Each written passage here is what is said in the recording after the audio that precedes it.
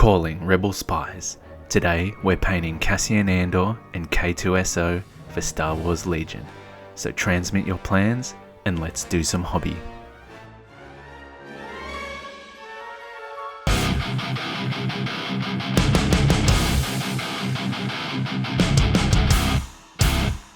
So here we have the Commander expansion for Cassian Andor and K2SO.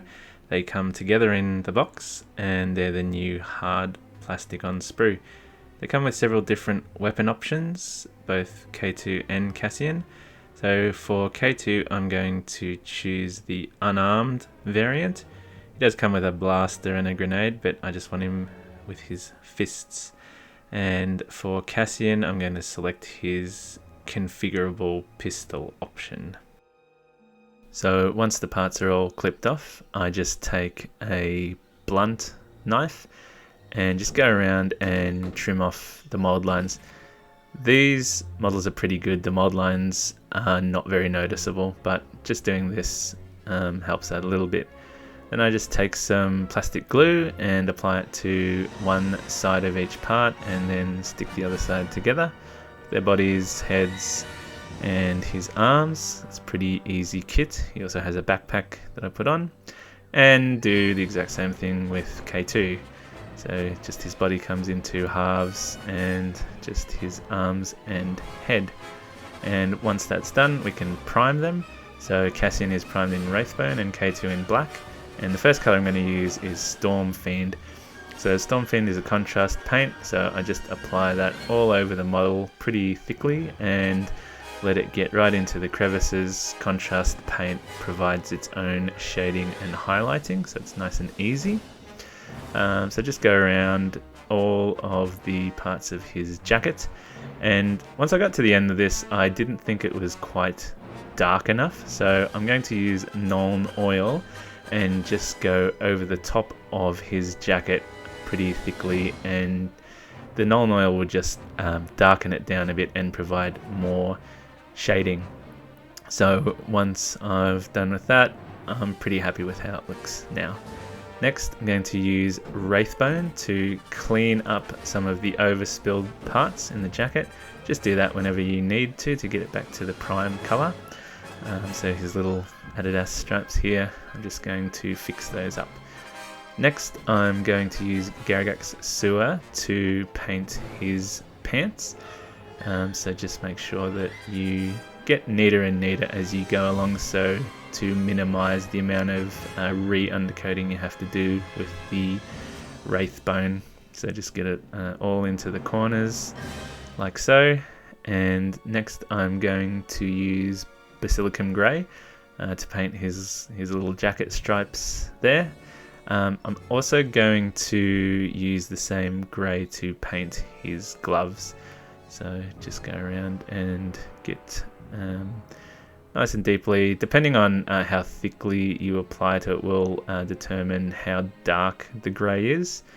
So I just want a medium kind of coat there.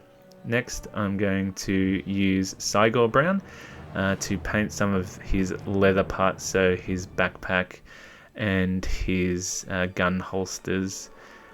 Just going to use those in Cygor Brown. They look kind of maybe half black, half brown, so I decided to go with brown. But it's at this point I found out that I'd actually put his backpack on upside down.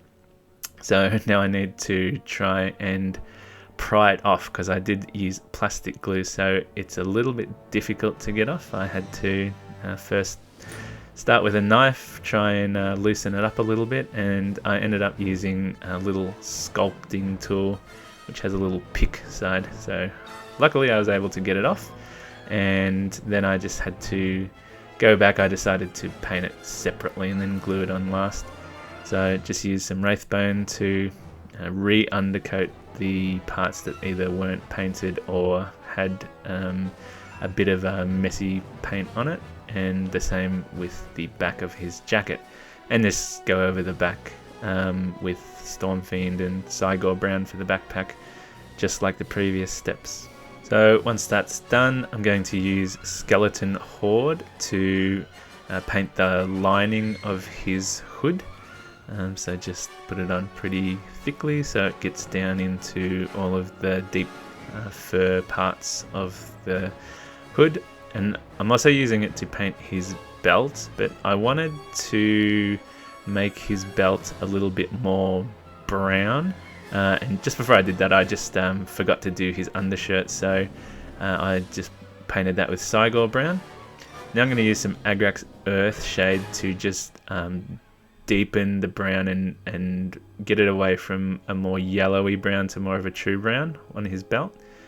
Now I'm going to use Karak Stone to sort of pre-coat his little belt doodad. I think they're binoculars, so the cover for the binoculars, I'll call them.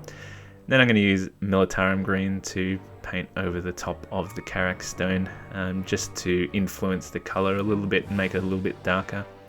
Next, Black Templar, so going to paint his boots in Black Templar. I'm also going to paint his gun and any other parts that I'm going to then later paint in silver.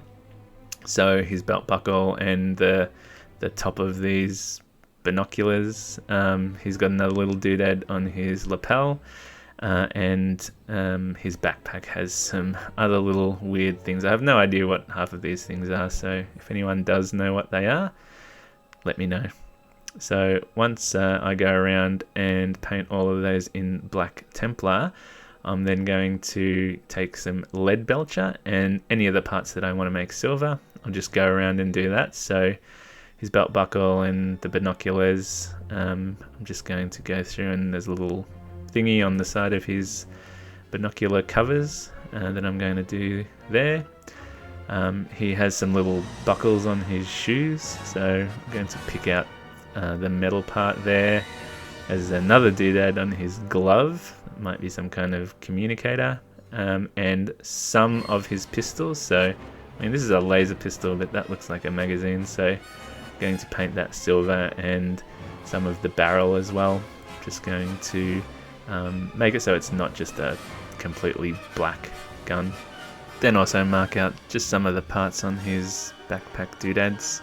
I'm also going to do a little bit of battle damage on one of them, so I'm going to stipple some of the Lead Belcher on that big round thingy. So now I'm going to use some Nuln Oil and just go over all the silver parts and coat them in Nuln Oil. This dulls them down a bit and provides a bit more shading, makes it look a bit more natural. And the little backpack as well. So now I'm going to use some Blood Angels Red and Nazdrag Yellow to paint one of the straps on his little lapel thing, and his glove thing has a red button on it. Now I'm going to use Dark Oath Flesh for his skin. So with contrast on skin, I usually put it on pretty thick and try and get it on fairly quickly to make sure that there's not variations in color. It's pretty smooth. I haven't perfected the use of contrast on skin yet. Also going to use Black Templar to paint his hair and his little goatee, and I'm also going to try to paint his eyebrows too. So he does have sculpted eyebrows, so just carefully drawing along the line of his eyebrow there. And I'm also going to switch to a very small brush and use the Black Templar to fill in his eye cavity to prepare for the next step, which is using some white and just trying to very carefully draw a thin white line across the eyelid, and then going back with black and then just trying to get a little dot in the middle. I'm not fantastic at eyes. I think I might look at using a pen or something in the future to try and get them a little better. I'm also going to use some Nuln Oil to give him some stubble effect. So that's Cassian done, so we can move to K2, and I'm going to start off with Mechanicus Standard Grey. I'm going to dry brush in a top-down kind of motion all over him. So just every part of him is going to be done in Mechanicus Standard Grey, and then I'm also going to switch to a brush and paint his shoulder sockets in grey fully. And after I've done that, I will switch to a lighter grey, Dawnstone, just to highlight up those shoulder sockets a bit. And I still didn't think it was quite light enough, so I went back and used Grey Seer to give kind of an edge highlight on those shoulder sockets. Now I'm going to use Leadbelcher to paint all of his joints, so his knee joints and ankles. Just paint the whole thing in Leadbelcher, and then on his arms, his elbows and wrists. I think some of his finger joints were silver too, but I couldn't really be bothered painting those as well. And I'm just picking out like some details on his torso and face just to break up the black a little bit.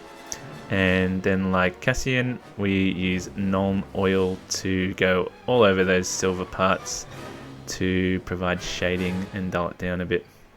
Now I'm going to go back to the Grey Seer, and I'm going to pick out his eyes, and I'm also going to just do some of his chest control panel, so the border of it in white, and then also undercoat some of the little buttons. So after that I'm going to use some button kind of colors, and also some yellow to paint the edges of his shoulder sockets there in yellow. I think it's Iyanden yellow, and just a couple of the blues, reds, greens to paint some of the buttons, leave some of them white, just to give a little bit of a pop of color in this otherwise mostly black and silver model. Next thing I'm going to do is use two colors, Rhinox Hide and Leadbelcher, to give a kind of rusty, chippy kind of effect. He's quite battle damaged in the movie. So I'm just going to stipple on some Rhinox Hide, mostly around near the joints and edges of his armor. So just go around like that. And then I'm going to do the same thing with Leadbelcher, somewhere near the Rhinox Hide, but making sure that there's some of the Rhinox Hide showing separate to the Leadbelcher. One last detail that I didn't get to do is put a transfer of the Imperial symbol on his shoulder, because I just didn't have one. But apart from that, once you put him on a base, this is what K2 looks like. I think he looks fine without that waterside transfer, and Cassian too is based. So there you go. You've got two operatives in your fight against the evil Galactic Empire. Hope you enjoyed.